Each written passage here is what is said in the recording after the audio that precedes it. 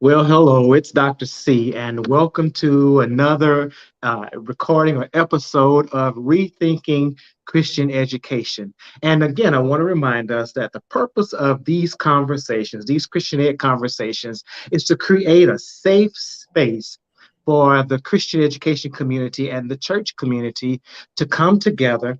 To think, share, and grow together as one body, and so as is our norm, I'd like for you to share, share, tag someone that you think needs to be a part of this conversation, even if they can't see it tonight. Even if they have to go back and watch the replay, they'll still get it because you thought enough of them to tag them in this conversation. I'm super super excited tonight because I get to have one of my dear friends and mentors on tonight. We're sort of cut from the same rug. In fact, I'm cut from the rug after him because he is such a giant in both of my worlds. He is, and I won't tell too much, but he's my mentor professionally as well as within kingdom building. And so tonight, my guest co-host is the one and only, the one and only Bishop Michael Dantley. Good evening, Dr. Dantley. How are you? Good evening, Dr. Seymour, and what an introduction. What an introduction that I don't deserve. I really don't deserve it. Yes, sir. Well, hey, well, you deserve that and more for Thank all you do and you pour into the lives of little people like me all around the world. And so I am eternally grateful that you would share this time with me. And at the end of the night, make sure you give the missus my best. Okay. you. I will do that. I will. So again, for those that are watching, tag, share, as is our norm. Take notes, make comments, ask questions, and if we need to have a side conversation, you can reach me at drseymour.com, drseymour.com. And so tonight, our discussion is going to be centered on and around the now, the next, and the new of Christian education. And Dr. Dantley is going to help me walk through this, or he's going to walk through this whole idea of what's going on now with Christian education, what's going on, what's going to be next, and then what's new. And as we've said in many other times, I tend to draw a parallel between Christian education and discipleship. And I choose to believe that the church was tasked with making disciples. It's not anyone else's responsibility. The church was tasked with making disciples, and we do that through Christian education. So Dr. Danley, before we go any further, why don't you tell us a little bit about you on both sides of you're both bivocational. Who's Michael Dantley? Oh, that would take the whole rest of this podcast to answer that question. I'm grateful, really. I'm grateful, Dr. Seymour. I'm really very happy to be a part of what you're doing tonight. I'm a bishop and senior pastor of Christ Emmanuel Christian Fellowship in Cincinnati, Ohio, and I have been at Christ Emmanuel for 48 years, and it's been a phenomenal ride. I have been bivocational and still kind of recently am. I am Dean Emeritus of the College of Education, Health, and Society at Miami University in Oxford, Ohio. Prior to that, I was Dean of the School of Education, Loyola University, Chicago. And now I am retired from Miami, and I have begun a consulting business, the MED Consulting LLC. And so I'm working with leaders and organizations around change and around transformation, especially given the context in which we're living. So I'm married, got 3 children, 2 wonderful grandchildren. And so that's me. Good deal. Well, thank you so much for sharing. And for those that are listening, you can tell our parallel lives. The ministry, both in the academy as well as at the church. One would think they're separate when actually they're constantly, the lines are blurred all of the time. And so let's just kind of jump in, Bishop Danley, and I hope you don't mind me going back and forth, Bishop Doctor. Let's just jump in. So considering where our world is right now, especially as it pertains to the intersection of the pandemonia of COVID-19, of financial uncertainty, of social injustice, churches, organizations, and the like have had to do some things now that they didn't have to do before. Tell us what's going on at Christ Emmanuel now as a result of that wasn't going on before. What are you having to do now That's a to great meet the question. ministry needs? Yeah, man, that's a really great question. And I think any church or any organization who wastes this really good crisis that we are in, we're not completely out of Mhm. this Right. pandemic as yet. Then you have missed out, I think, on a God moment. I Mhm. really do, because I believe that um, what we are facing now at Christ Emmanuel, and I hope that many churches are facing the same thing, is an assessment, a reassessment regarding what's essential and what is not essential. What's the role of the church, really? What's the function of the church, especially in these times? And what is it that we don't need to be doing, that we have done over the years and have really come to realize that's kind of superfluous. It really doesn't have any impact, doesn't have any intention, it doesn't have any influence. One of the things that I preached about I think it was last Sunday, was out of Acts 27. And when the ship got torn up, as they were trying to get into safe harbor, some of them had to swim on parts of the ship, but the whole ship, most of the ship got torn up. I hope people don't get angry with me about this, but I think the way that the church has been structured over the years, the way we've operated over the years, the Lord has caused us to have to break all that apart. And some We. of it, some of it, and the Bible says that some people used planks and boards to guide and swim on to get over to safe harbor. There are going to be some parts of the church that we got to keep, that will get us into safe harbor. But there are some other things that we are assessing right now. For instance, we're trying to decide, what does church membership look like, especially given the fact that we have a lot of folks who are a part of the ministry online. So what what Mhm. what what happens to the people who say they want to be parts of our church, Christ Emmanuel, and they are in Haiti? And we've got folks who are in Haiti who are really contributing people to our ministry. So what does that mean? So we're looking at that. Um, we're looking at how does the church respond to a shifting demographics? We got to. We have to look at that, because if we don't, we sink. You know what I'm saying? So we got to think about, all right, how do we deal with the fact that many people don't go to church anymore? Yeah. They just don't go. Yeah. All right, but you've got a phenomenal following online. Mhm. What's that mean? You Mhm. know, and I'm going to shut up after this. It's the perspective of I've had the perspective of, oh, those people who only watch online, they're lazy, they don't want to come to church, blah, blah, blah, blah. They don't really know what church is.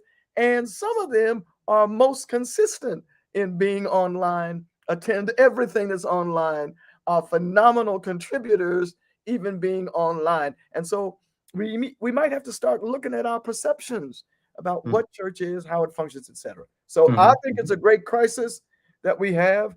Um, and I'm excited about the kinds of changes that we have to make. Well, so you mentioned, and thank you so much for that. You mentioned opportunity, and early research on the impact of the pandemonia on the church is that uh, 15, 20, 25% of congregations won't be returning. Yeah, And I have my own thoughts about that people might not like, about why they're not returning. yeah, But then for those that are returning, they're going to be returning with a different kind of need. hmm, They're returning with a different seek. They're looking for something different yeah, that maybe the church, needs to think about. What are some opportunities, as you mentioned, that we have to better meet the needs of those who are going to be coming back with greater needs or different yeah, needs? yeah. I think, I honestly believe that they're going to come back with a different set of needs. I think they are, and I think one of the things that we have done is we've got to look at how we deliver. We got to look at how we deliver the Okay. content, the gospel, the Bible, the message of And Jesus what Christ. number? That's got to remain the same. Uh-huh. But how we deliver it, we've got to be concerned about that. I strongly believe that in this season we've got to think about the whole person. We've got to think about the whole person. We've got to see people in their entirety. As you well know, there are so many people who are dealing with mental crises right now. The church can't shy away from that. And I know I'm going to get in trouble when I say this. I know it. The church can't just pray and say, boom, you're Ooh. done. It's over. It's all done. No, no, no. We've got to be able to guide people scripturally into positive mental health. We've got to, and we can't act as if it doesn't exist. We can't act as if say kumbaya, boom, done. We can't. No, no, no, no. We've got to be able to look at people holistically. I really do believe that. And even though I strongly believe in the gifts of the Spirit and the movement of the Holy Spirit, I believe in all of that. I believe in healing, deliverance, etc., etc. But after that act of deliverance, how do you get people to live in that, to Yes. live it out? You know what Yeah. I'm saying? So we Yeah. got to think about people holistically. We've got to, Yeah. so I think that's what people are coming back for. How do I deal with this newness that this pandemic has caused? How do I deal with myself? How do I deal with my mental stress? And we can't hide. We just can't hide from that. Wow. Wow. Interesting. I'm interesting. I'm just kind of rolling. You mentioned, about we just can't pray some things away. Yeah. And you mentioned giftings and the like. Yeah. And I do believe that there are giftings in the body Yes. even right now, Yes, sir. um, to get us to the Yes, next sir. place, Yes, sir. right? Um, but of those that are gifted, um, I have a question about one particular gift, and that is an ascension gift of pastoring, right? Yeah.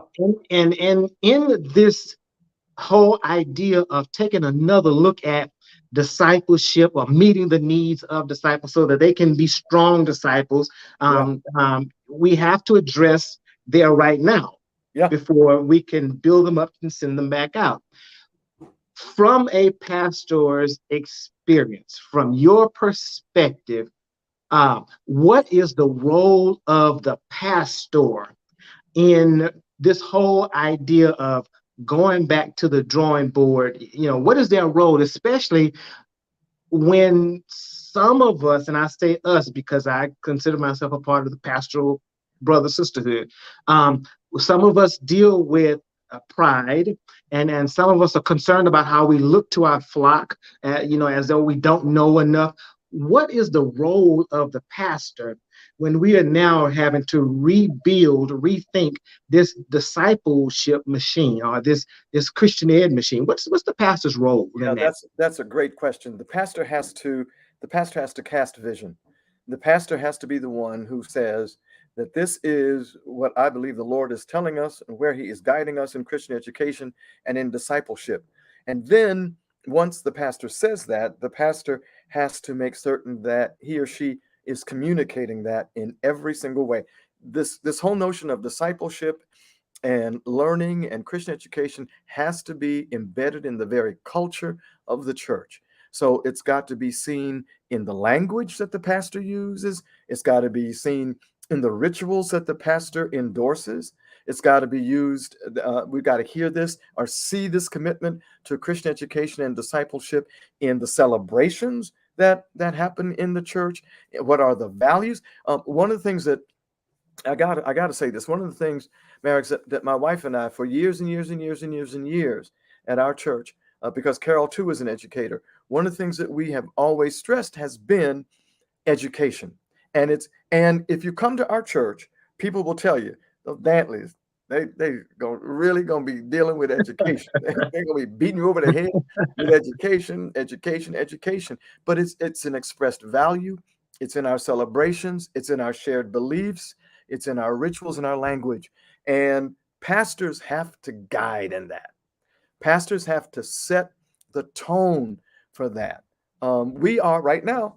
Christ Emmanuel is completely revamping our Christian ed Wait, program. wait, wait, wait, wait, wait, Yes, wait. sir. Hold right there. Wait. So you have been established, you have been pastoring for 40 some odd years, and you are revamping Oh, Christian education. yes, sir. We have I to. mean, what I mean, you're established. Yeah, yeah. You're revisiting, revamping the Christian education program. Wow. Tell us about that. Yeah, well, Because I don't think people understand that even someone as established as you are, other ministries like yours have to periodically go back and look at it again. well, I think honestly, I think we have come to a point where, in my opinion, we are not really meeting the needs. Mm, We have done some good stuff in Christian education over the years. We've done some really, really good stuff. The issue for me becomes one of how do we make sure that this is systematic? How do we make sure that we're looking at Christian education and discipleship from birth to death? mm, How do we have a systematic curriculum where that's concerned, which has foundational classes, but also has electives and is built around the spiritual growth continuum of people in the church? So, how do we meet those kinds of needs as well as providing practical teachings for people? How do we make sure that I'm big on this, man? How do we make sure that the executive in the C-suite who's a Christian, what do we do to make sure that that person can walk out his or her Christianity in the C-suite? You know, wow. how do we do that?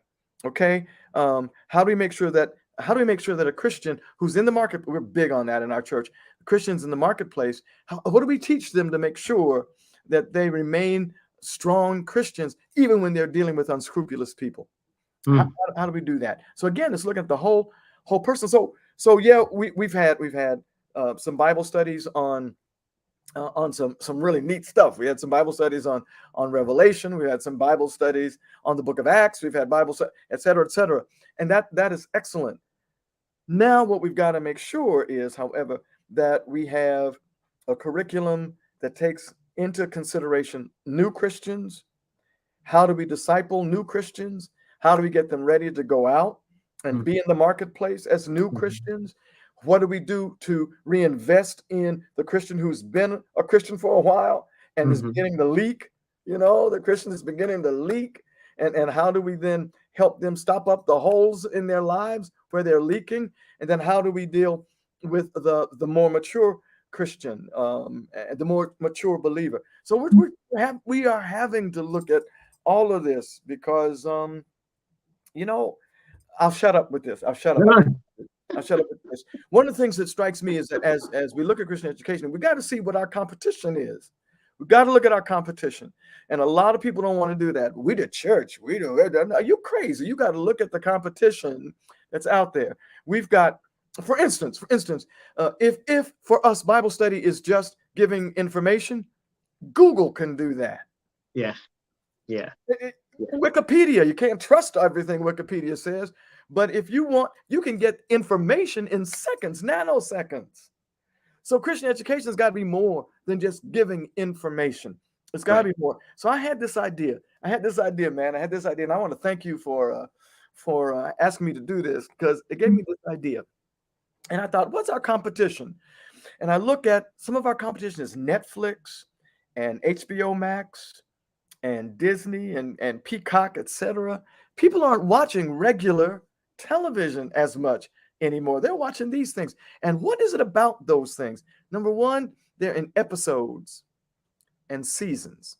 Mm, And so what's interesting to me is maybe we might start thinking about teaching in episodes, 40-minute, 50-minute episodes, and have 6 or 7 episodes in a season. Take a break and then but also, man, make sure that it's interactive. But watch. This is one of the things people love about this Netflix stuff and all this stuff is the fact that you can binge it. yeah, You can binge it, yeah, right? yeah. So then you don't have to spend 10 weeks. You can spend 10 sessions Right. And just and just do it. You can just do it, you know? right, right, Yeah. right. Now for me, that's cool, but how can we make that a hybrid kind of model? Where if you have persons who want to be face-to-face, they can be there for 7 sessions together. You can have the hybrid model, and it can be online. Yes. But I think, man, I think we got to read that episodic kind of season thing struck me, and I thought people love that, at least right now. Yeah. Yeah. People love that kind of thing, and we got Yeah. to make sure that the content is attractive and interactive. Okay, I'm gonna shut up. No. I'm loving that. I'm loving that because again, I think what the way that you approach it is very relevant. And it's the way people take in information and process it. Yes, sir. As an educator, why go against the grain? Yes, sir. Yes, It's sir. the way we learn. So Yes, sir. in this season, we're binging, Yeah. and we're doing on demand. So Yes, sir. Yes, how sir. about that? So let me ask you this, Bishop. So there will be ministries who feel like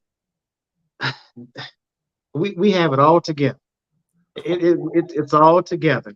And you and I are both from those research backgrounds that if there's no evidence, Yes, sir. there's no data, it doesn't happen, Yes, it didn't sir. exist. Yes, sir. What do you say? And again, because all of churches across the globe have had to go back to the drawing board to rethink. What do you say to those who might have the thought that, oh, we're doing good? What would you say to? Well, you know what? Honestly, Dr. Seymour, one of the things that I know about Christ Emmanuel is we are doing well. We are. There's no two ways about it. We're doing well. We have a tremendous following online. We got folks coming back in the building, and the offerings are great and all that stuff. And ministry is moving ahead. Yay, yay, yay, rah, rah, rah. However, we can't be stuck with that. You cannot allow that. You can't rest on the laurels. You just can't, because context will change in a minute.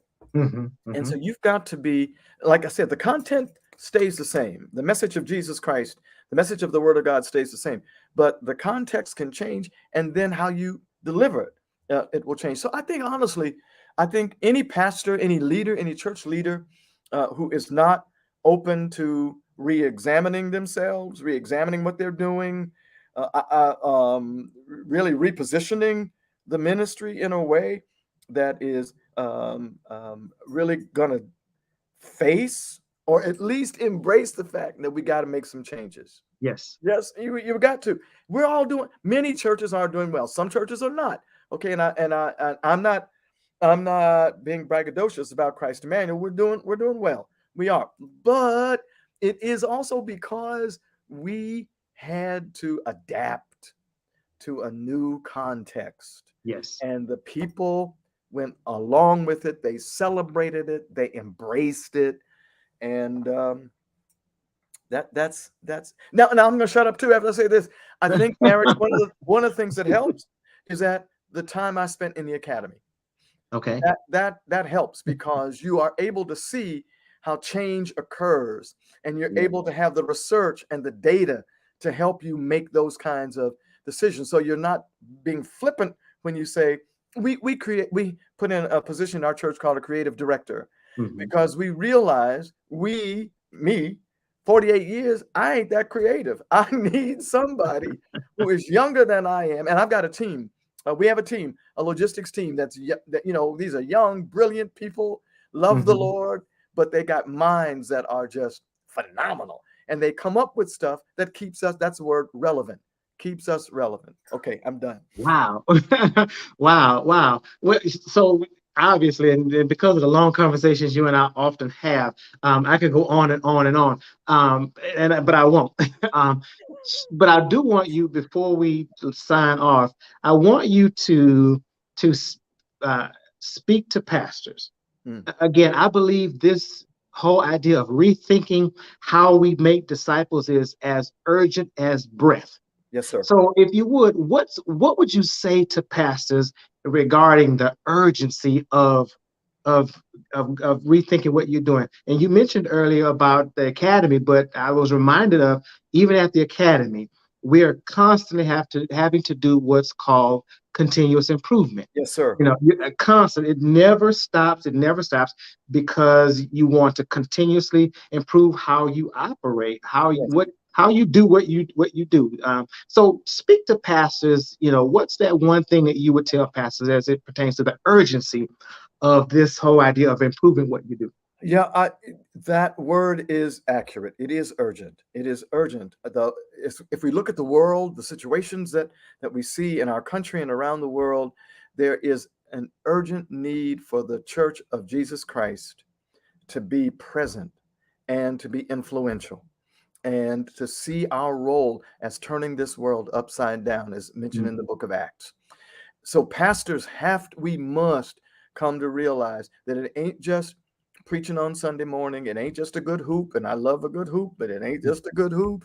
Yeah. But it is about guiding our members, guiding our congregations into those places where we can impact, where we can have intentional impact on the lives of people. People are wanting it. They're wanting it. These millennials, they ain't coming into our doors, but I guarantee you that if we are where they are with the word of God, with the promise of the Lord, we will have impact on their lives. So I just pray that every pastor, every single I'm just honored that I think in 2 weeks I'm going to be speaking to a group of pastors who have asked me to come in and talk to them about the very same stuff that we're talking about tonight. And so I honor pastors who are open, who are willing to reassess, re-examine, to transform. Please, pastors, please be open to the movement of the Holy Spirit in bringing us and changing the way that